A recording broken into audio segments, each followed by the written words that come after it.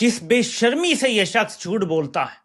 पाकिस्तान के पिछले सारे DGISPR एक तरफ और इस बेशर्म इंसान का झूठ एक तरफ। तो ये हैं उस बदकिस्मत कौम के DGISPR।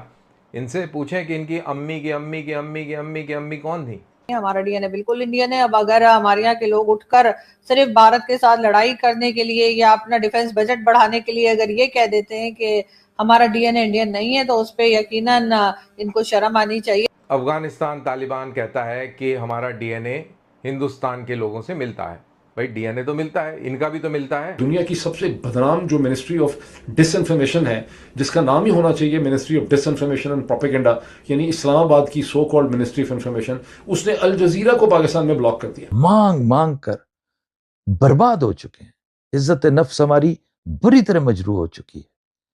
हम खैरात मांगने जाते हैं, लोग दूर से दरवाजा बंद कर लेते हैं। खबर यह है जिसने इस वक्त सऊदी अरब को हिला के रख दिया है, यमन के हौसियों की जानिब से किया जाने वाला सबसे बड़ा हमला है। पुलिस स्टेशन के बाहर सवात में जो इंतहाई अंधोनाक, खौफनाक, बहुत ही ट्रेजिक वाकया हुआ, जहां एक खुदकश बॉम्बर ने जो अपने आप को उड़ा लिया। पाकिस्तान की पूरी सियासत मजहब के ऊपर बेस्ड है। दीन, दुनिया, जन्नत और इन्हीं चीज़ों के इर्द गिर्द घूमता है, क्योंकि इनके पास और कोई चारा नहीं है, क्योंकि ये बने ही उसी बुनियाद पर हैं। तो फिर आप अंदाजा लगा सकते हैं कि इस वक्त इनकी ज़हनी सूरत हाल जो है वो क्या है।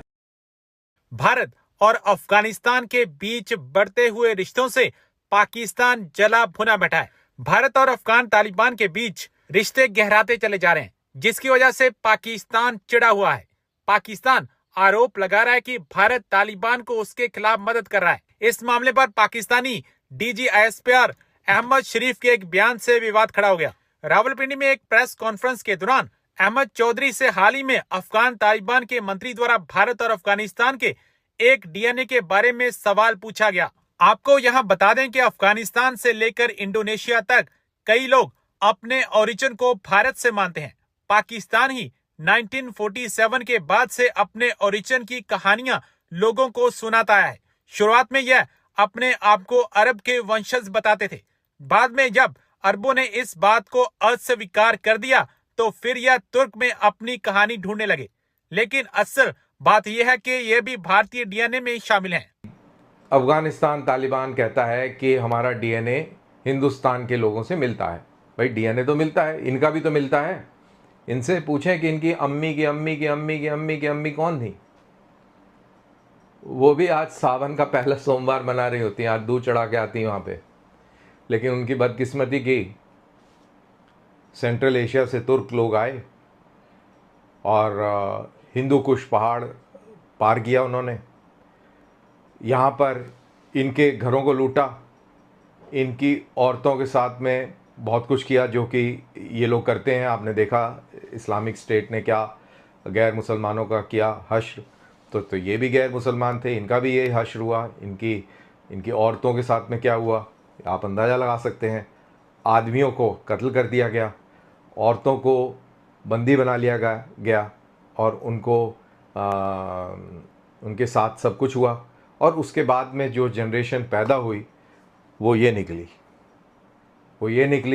और जिस चीज़ की वजह से इनके ऊपर कत्ल जुल्म हुए, आज उसी चीज़ की दुहाई देते हैं और उसी चीज़ का जपते हैं और वही चीज़ को कहते हैं कि बस यही अल्टीमेट है और ये खुदाई बातें हैं जो कि इसमें लिखी हैं और इसको हम फॉलो करेंगे और हम भी जन्नत में जाएंगे। ये वही लोग हैं।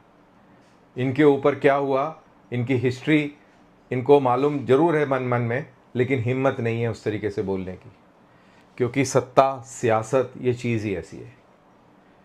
लेकिन तालिबान वाले लोग हैं, उनकी चाहे कुछ भी बात कर लें आप, कितनी भी बुराई कर लें, जो भी बात आप कहना चाहें कह लें, नॉट दैट कि वो अच्छे लोग हैं, लेकिन उनका ये कहना कि डीएनए मिलता है, बिल्कुल सही बात है। डीएनए पूरा मिलता है, अफ़गानिस्तान से लेकर और आपका पूरा north India, in fact not only Afghanistan, पूरा सेंट्रल एशिया, अफ़गानिस्तान, पाकिस्तान और पूरा north India, that is Gujarat, Rajasthan, Haryana, Punjab, Himachal, Uttar प्रदेश,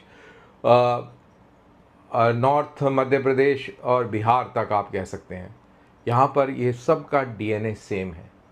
कहीं पर किसी चीज़ की अक्सरियत है, किसी पर्टिकुलर डीएनए स्ट्रैंड की, कहीं पर उसकी थोड़ी कम है।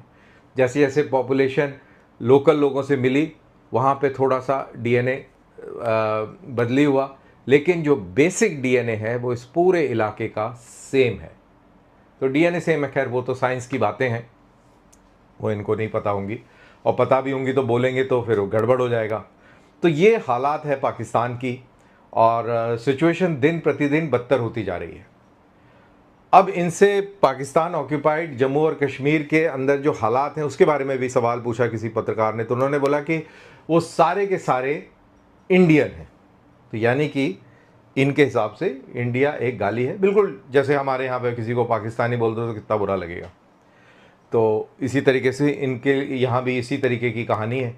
तो उनको इंडियन करार दे दिया गया, यानी कि वो देशद्रोही हो गए, क्योंकि वो अपने हक की बात कर रहे थे, हक मांग रहे थे। बार फिर पाकिस्तान के डीजी ISPR अहमद शरीफ चौधरी साहब की प्रेस कॉन्फ्रेंस से ही, और जिस तरह से उन्होंने प्रेस कॉन्फ्रेंस की, उन्होंने बात की अफगानिस्तान को लेकर, भारत को लेकर, और खास तौर पे जो डीएनए का वो कहते रहे कि जी पाकिस्तानियों का डीएनए जो है वो हिंदुस्तानी नहीं है, या अफगानिस्तान के लोग जो है अपना डीएनए नहीं बता सकते कि वो हिंदुस्तानी है। उस पे कई तरफ से उनके ऊपर क्रिटिसाइज किया जा रहा है। साथ ही उन्होंने जो कुरान की आयत बताते हुए ये कहा कि कोई भी मुसलमान जो है वो किसी भी नॉन मुस्लिम या काफिर के साथ दोस्ती नहीं कर सकता। उसके ऊपर भी काफी ज्यादा सोशल मीडिया पर भी उनको बातें सुनने को मिल रही हैं। वैसे तो खैर मैंने पहले भी ये बात की है कि बिल्कुल मुस्लिम जो हैं वो ना सिर्फ ये कि दोस्त हो सकते हैं किसी भी नॉन मुस्लिम के, या जो जिन्हें हम काफिर पता नहीं क्यों कहते हैं, लेकिन ये कि उनके साथ दोस्ती भी हो सकती है और हर तरह से जो है उनका ख्याल भी किया जा सकता है, और वो भी डेफिनेटली पाकिस्तान का या मुसलमानों का ख्याल रखते हैं।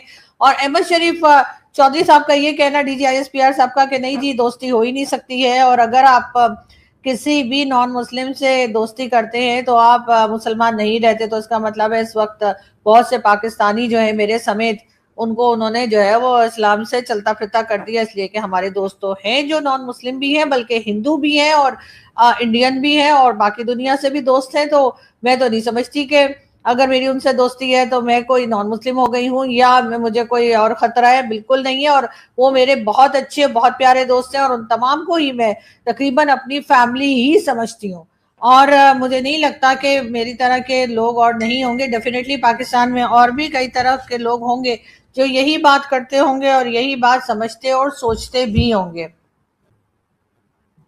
बहरहाल डीजी ISPR साहब की जो प्रेस कॉन्फ्रेंस थी उसके ऊपर रिएक्शन तो आ ही रहा है। पाकिस्तान से तो बहुत लोग बात कर रहे हैं, उसी के साथ साथ हिंदुस्तान और अफगानिस्तान से भी रिएक्शन आ